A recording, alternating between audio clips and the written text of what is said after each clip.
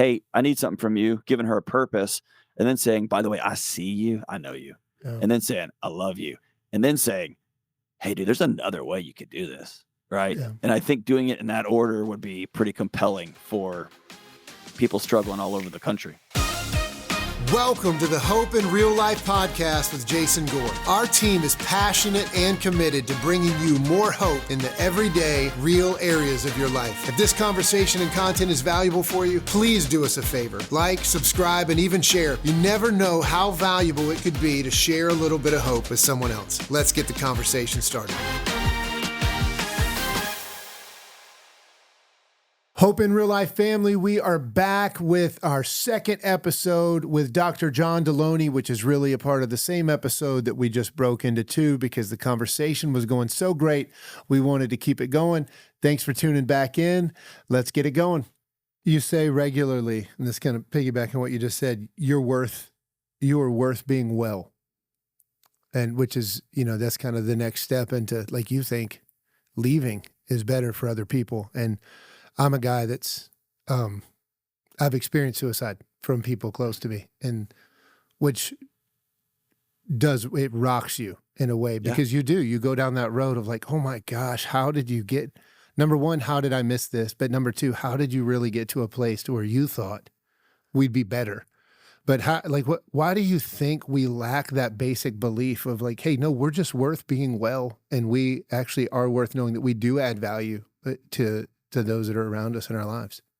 I mean, it goes back to that earlier. We just live in a culture of disempowerment.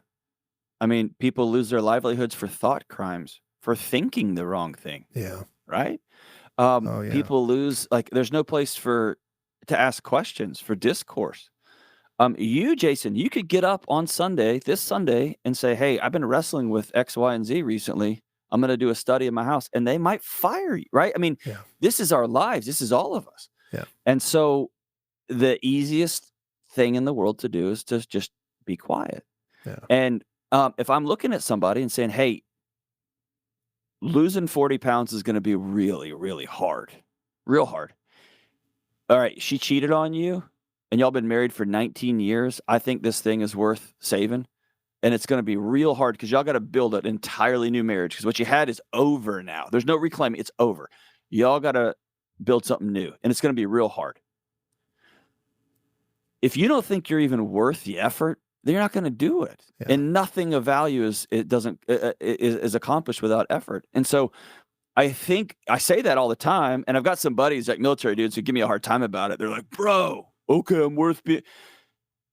But at the end of the day, Jason, you had to believe when the doctor looked at you, like, hey, your heart's great. You're going to have to change how you live. Yeah. And you had to, at somewhere way down inside, believe, I don't even know what this means, but I got to go sit in front of a therapist. What the world? And I can't flex my way out. I can't bench press my way out. Right. I can't single leg my way out of this one. I just have to, right? You have to believe you're worth that effort because it's going to be hard, right? Yeah. And so I just say it over and over and over again because I think most people don't believe I'm even worth the effort it's going to take to have a more peaceful, healthier life. I'm going to throw one other question out at you, and then I'm going to dig into something else a little more fun. But what would you say to someone who is experiencing a debilitative anxiety, but at the same time would also say, I have no idea where it's coming from? I go back to the great David Kessler, who I think the world's greatest, wisest voice on grief. And he says, grief demands a witness. It has to be heard. Doesn't have to be fixed. In fact, you can't fix grief. Uh-huh. And I think the same applies for anxiety, for OCD, for depression, for anything you're wrestling with. The human experience demands a witness. Every theological practice in human history, Christian or not, has a communal aspect where people get in front of each other, and it's called confession of some sort. And I think we've wrapped our head around confession. Say all the bad things that you've done. I don't think that's the origin. I think theologically the origin of confession is sitting in front of somebody and saying out loud. And as the great C.S. Lewis says, the definition of friendship is, oh, you too? Right? Yeah. I think you sit down in front of somebody and you say, I'm so scared I can't breathe. My body keeps acting like somebody's coming in the front door with a hatchet, and I know nobody's coming there, and I don't know what is trying to get my attention. can you help me? Or will you sit there? Can I just talk through some things? And I mean, that was the point of the book. Here's a roadmap. Yeah. Here's a roadmap. If your body is reacting in a way that is debilitating with anxiety, it's probably trying to get your attention in one of a few areas. Let's just start poking around and see what we find. And I think the overarching thing, Jason, we got to stop going to war against our own bodies. Yeah. Our bodies are pretty amazing. They're intuitive. They're designed well. It's when we have pathologized every normal experience. If your husband leaves you, you're supposed to be sad. If your daughter gets her heart broken by some punk kid and you'll go to jail if you hit him, so you just got to kind of take it. You're supposed to be heartbroken with her, right? If your wife got laid off and she's terrified and she's kind of taking it out on you, you should be sad, right? Like, these are normal human experiences. These is the way we're supposed to live. We're not supposed to race off and try to solve it. So let's get some people in our life, 1 person, 2 person, 5 person, a good pastor, a therapist if you got to, and let's begin speaking some of these things out loud. Yeah, that whole concept of actually engaging your feelings and sensing them and owning them for what they are has probably been the singular most beneficial thing for me in walking through counseling. I don't have any desire I think just because I've gone through some hard things, and so what you learn is you just turn that dial off and you just don't feel it and you stuff it and you don't deal. It's like, no, I don't feel that. But what happens is when you do that, you don't feel the good either. You don't feel the joy either. You don't. Right. And but what joy and anxiety are on the same switch. You flip the whole thing off, or you can take meds and turn the whole thing off, and it'll shut off the anxiety, but it'll show off the reason for being alive too. And what I'm learning is our feelings actually show us what our real need is, and how we can turn back to God and how He can meet that need. Yeah. You mentioned your book. You try to set out a roadmap. So this is the brief cliff note. You still got to buy the book, but no, you don't, man. You can get it. You can get it all here. So you map out 6 daily choices, right? So the choosing reality, choosing connection, choosing freedom, choosing mindfulness, choosing health and healing, choosing belief. Could you just briefly unpack that? And then I'm going to dig down into a couple of them that I think will be fun, but could just briefly unpack what that means to choose those things over what else might come natural to us? Yeah. I look at it like putting on deodorant and brushing your teeth. If quickly, and the longer you do this, I've been doing this for a decade now. So the longer you do it, it just becomes really rapid fire. But you got to be honest about your baseline. Is your job going to go away? Is your wife in your marriage, are you just having a rough day, or is your marriage in a tough season? You need to sit down and discuss this. What's the state of your finances? It's this idea of choosing reality and understanding that we live in a culture designed to distract us and pull us away from our own bodies. And so, are you truly, really, seriously unlovable? Really? Really? Like, let's choose reality. Let's ask that question. When your body knows you're disconnected from reality, it will sound every alarm it's got to bring you back to baseline, because your body's always in reality. Yeah. The second one is connection. We've created the loneliest generation in human history. Yeah. We talked about it earlier, but if you don't have anybody to hold your arms up when things get sideways, if you don't have someone to call to pick up your son while you're sitting with your wife in the ER, your body knows you're responsible for provision, protection, for the front, the back, the flanks. It would be failing you if it let you sleep all night. Yeah. Your body would be failing you if it let you have a deep, connected, intimate moment with your wife or husband, because it's not time for intimacy. It's time to not die, right? And that's how we live most of our lives. The loneliest generation that's ever lived. Yeah. And especially it doesn't count if it's on phones, or if you're just nodding at Little League dads along the sidelines. Those aren't your friends. Those aren't your ride or dies, man. You got to have some people. Freedom goes back to who's running your life. Most Americans can't come up with $500 to $1,000 in an emergency. You may be cool with that. Your nervous system is not. If you own a mortgage and you own car payments and you own credit card payments, your body knows you are not in control of your life. God is not your priority that day. Lexus Motor Company is. Chevy Motor Company is the one telling you, I don't care how you feel. Your butt's going to work. I don't care how abusive that boss is. You're going to work. I don't care how sick your kid is. Find somebody to keep them. You're going to work. And we've created lives. Debt used to be a way to capture a whole group of people. And that's just the way we live now. And we can come up with all the great payment plans, and I got to, and we had a bigger car and a faster car, whatever, cool. But your nervous system knows if you say one wrong thing and you lose your job, you lose your house, you lose your car, you lose your food. And again, it would be failing you if it let you sleep. Yeah. That's just basic human biology. Calendars, we are enslaved to calendars that are so packed. If you're 10 minutes late on a Monday meeting, your whole week's shot. Clutter, we're surrounded by stuff. How many of our mother-in-laws are still running our lives, right? Forcing us to go on vacations that we can't afford. She might be listening to this, so I'm not. Your mother's amazing. My mother-in-law's amazing. Yeah, my mother-in-law's amazing. We're not talking about ours. It's You were talking about yours before we started, but I'll leave that between y'all two. Hope in Real Life family, I want to take a moment and let you know about a resource that we have for you for your own personal development, spiritual enrichment, and really a way for you to find a bit more hope in real life. We have a tool for you called the Hope in Real Life app.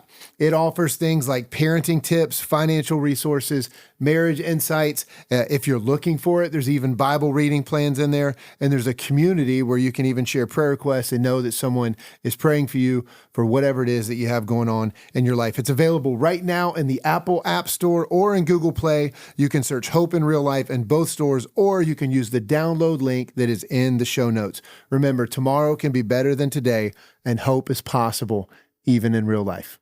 Choosing mindfulness, here's all that is. Jocko calls it detachment. It's this idea that I don't have to respond. Yeah. I don't have to respond to my 6-year-old or my 6th grader when he goes, "You pick up your clothes." I don't have to respond. Yeah. Sometimes the greatest response is to just say nothing. When that guy cuts me off in traffic on the way to church, I don't have to scream and yell and let the international wave of "I love you" that only has one finger on it. I don't have to do that. Yeah. I don't have to respond. And mindfulness is simply lengthening the gap between stimulus and response. The thing that just happened, I don't have to grab my phone. I don't have to grab a drink. I don't have to respond to that coworker's text that just came in. She laughs at all my jokes and she makes me feel a little bit more alive. I don't have to respond to that, but I do need to ask myself, why am I even tempted to respond to that? I've been married to this other person for 15 years, right? Mindfulness is simply deciding I'm going to take ownership of my actions and my thoughts. I'm going to practice it over time. Real hard to do. Health and healing. If you're not well, you're not whole, if you haven't dealt with those childhood traumas, if the things that kept, I'll say it this way, the things that kept you safe as a kid, if you knew as a kid, when dad got home, you should probably just lay low, go in your room and shut the door. Or it was your job to get between dad and mom when he got home because he was angry and he wouldn't hit you as hard as her. Those same things those same responses will destroy your adult relationships.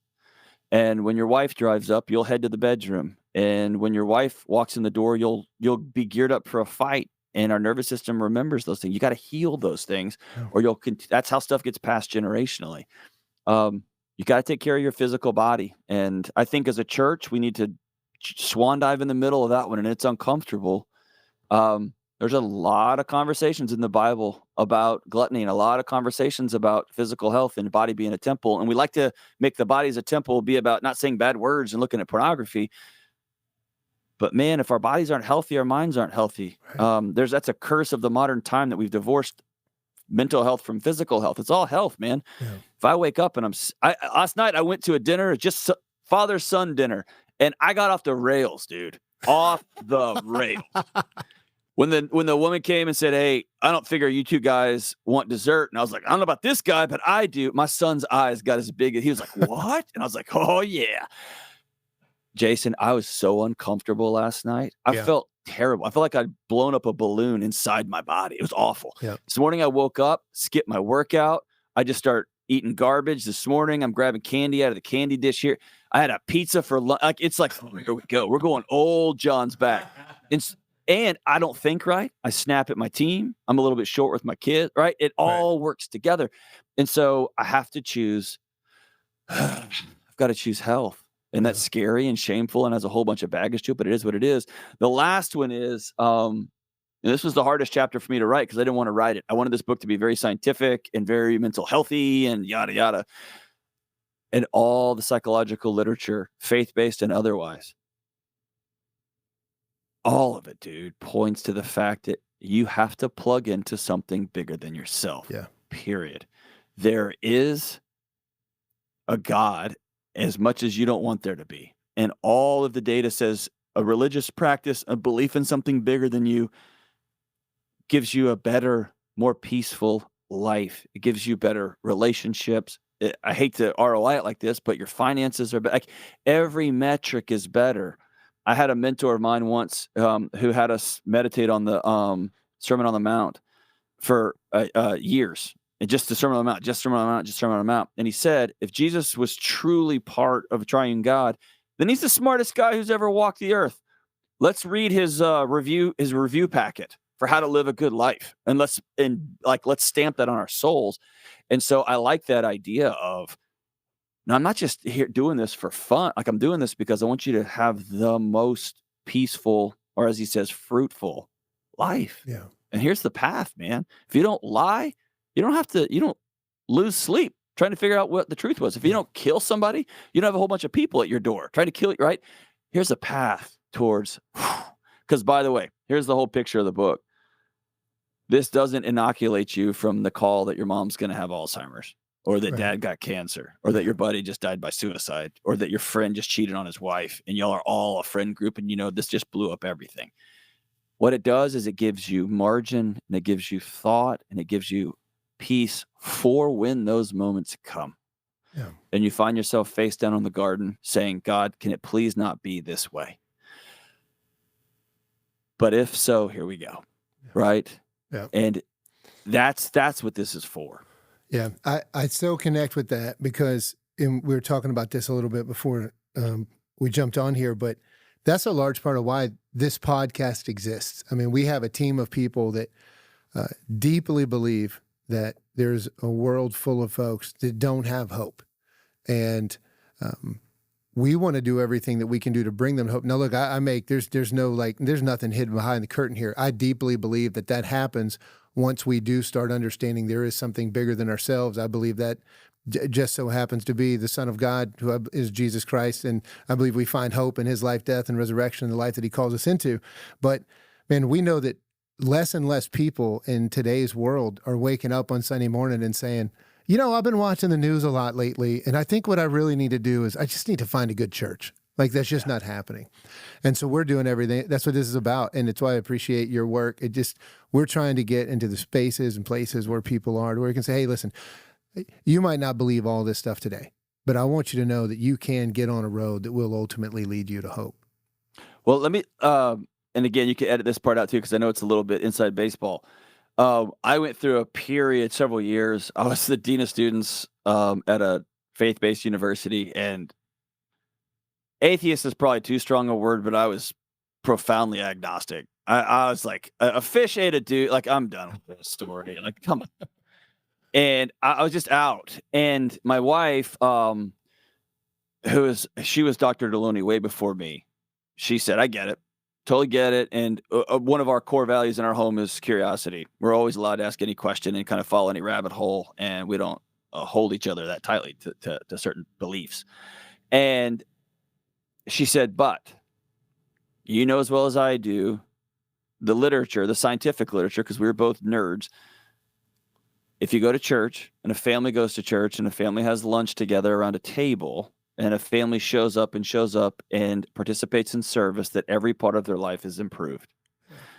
So there was something powerful about, even in those years, I didn't believe any of the stuff being said. And I sat there with my arms crossed, pulling apart everything the pastor was talking about.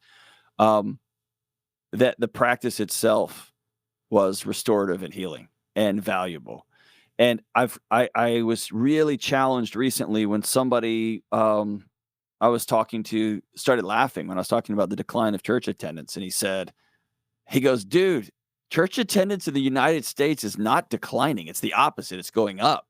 And I looked at him funny, and he goes, yeah, they're just not meeting at your dumb building. They're meeting at the CrossFit gym, and they're meeting at bar class, and they're meeting at, like, I went and spoke to a bar class the other day that was doing a book study after class. And I thought, oh, this is church. They're doing this here.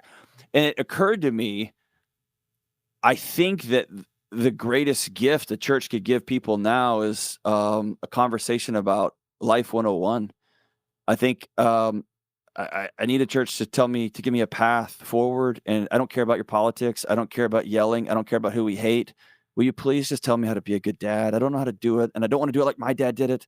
And I don't know how to be married, surrounded by pornography and an egalitarian work system. This has never happened in human history. Can you just teach me how to do this instead of just yelling at me every Sunday? And I can almost guarantee you that a church that opened its doors and said, yeah, us too, come sit down, would be so overwhelmed with people showing up. And it's not a watering down of the gospel. I think it's Jesus going to the woman at the well and seeing her and violating all social convention and saying, hey, I need something from you, giving her a purpose, and then saying, by the way, I see you, I know you, and then saying, I love you, and then saying, hey, dude, there's another way you could do this, right? Yeah. And I think doing it in that order would be pretty compelling for people struggling all over the country. Hope in Real Life family, I want to pause for a moment and let you know about an opportunity that I believe can help you find a bit more hope in everyday life. Listen, I know a lot of our viewers probably aren't a part of a church, or maybe you gave up on the church a long time ago. And believe me, possibly for good reason. I understand. But I don't want you to miss out on the hope that you can actually experience by journeying alongside of a group of people that really are seeking God's best for their lives. If you are the least bit curious, we try to make this as simple for you as we possibly can. Wherever it is that you digest digital content, podcasts, you can go to the podcast store. You can check it out on YouTube and just search Hope Community Church. You'll be able to find our messages there and check those out. Or if you actually want to tune in during a service time, you can go to gethope.tv at 4:15 or 6 p.m. Eastern Standard Time, or you can tune in at 9:30 or 11:15 a.m. Eastern Standard Time. Again, that's at gethope.tv. We hope that you'll take a chance with us and experience what it is God has for you in your life. You're going to find practical messages that will help you find hope in the everyday moments of your life. Hope you'll check it out. I want to jump into one other thing here. We'll have a little bit of fun before we have to sign off. Out of all the choices here, the 6 that you mentioned, some of those come easier for other people. The health and wellness and the side of, hey, I'm going to step into the gym for 60 to 90 minutes. That's like the world's greatest therapy for me. And I know spending time in the gym is something for you as well. Talk a little bit about, just what that means for you, having some time to jump into the gym, what you like to do, and how you find that actually adds value to your, not just your mental health, but your overall holistic health. That's a great question. What's your favorite thing to do to stay in shape? Very few things give me as much peace. And I wish I had a different word from that. I wish I had like a more hardcore word than that. Few things give me more peace, make me a better dad, allow me to be a more present husband than going down and lifting really heavy for about an hour. Yeah. I like jujitsu. I like rolling around. I've gotten into rucking a lot the last few years. And, my wife's kind of sick of me coming up with new fancy backpacks, filled with shenanigans and trying to get her to walk down in the woods with me. But she should call my wife. She'll probably feel better. Jeez, we got so many gadgets. I got a new red light the other day, and she's like, "Wow, that's exactly what I was thinking we needed." Just something. But I like those practices. But there's something about now that it's not pathological. It used to be I was unwell, and it was me versus me in an unwell. Like I was working from a place of you're a piece of crap. As my therapist once told me, John, your ticker tape that runs underneath the story of your life is that you're a piece of crap. You're a piece of crap. You're a piece of crap. And I developed a close friendship with a guy named Sal he is one of the hosts of the Mind Pump show. Those guys are great. It's a fitness, health and fitness podcast. But off air, we were talking and he looked at me and he said, John, if you're always walking into the gym to work out because you think you're disgusting, you think you look gross, he said, you will work out, you'll overwork out, you'll go too hard, too quick, and you'll quit every time. That's a recipe for quitting. He said, if you open your eyes every morning and say, I'm going to go be a great dad, I'm going to have an awesome day, and I'm worth an hour where I just go invest in me so that I could, this is my time this is my time while my buddies are like, right, this is Jesus and the apostles are falling asleep on him and he's going to pray. This is like, you get an hour, dude, so that you can go be who you need to be. And you do it as an investment in yourself, not as a way to punish yourself. Yeah. For whatever reason, that was like a light switch came on for me, and it has become one of my greatest gifts in the morning to myself. I just love it. Yeah. Either Haley or Elena, one of the ladies on our team here, asked me. We had a guest on earlier. We filmed another episode earlier, and the woman is very involved in Burn Boot Camp, and so it was either Haley or Elena asked me. So Jason, you do the Burn Boot Camp thing, right? Which I'm not sure if you're familiar with Burn Boot Camp. I don't know what it is. It's kind of like CrossFit, but it's largely for women. And look, I think there's some guys that do it. And if there's a guy listener that does it, that's awesome.